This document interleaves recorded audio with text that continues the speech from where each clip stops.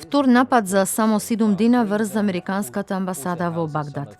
Врз објектот се истрелани 5 ирански ракети, а за прв пат дури 3 паднале директно врз амбасадата. Една од нив паднала во кантината, каде што во тој момент имало вечера, пошто ирачката државна телевизија информираше дека се повредени најмалку 3 лица.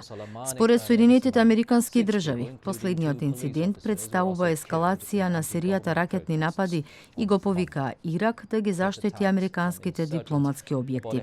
Ја повикуваме владата на Ирак да ги исполни своите обврски и да ги заштити нашите дипломатски објекти.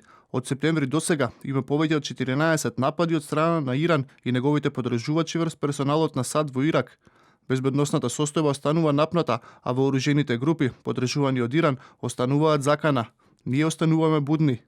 Истовремено иранскиот председател Хасан Рохани, обраќајќи се до јавноста, рече дека не смеа да дозволат терористите од Белата куќа да го изолираат Иран.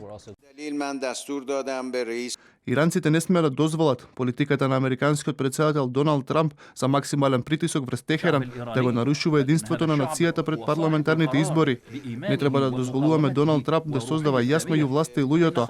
Треба да останеме воединети.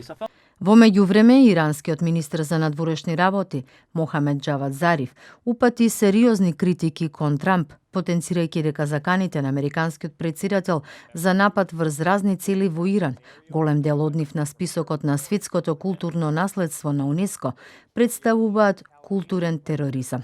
Смета дека тоа е продолжение на политиката на Вашингтон насочена кон кршење на меѓународното право, за да се скрши отпорот на иранскиот народ.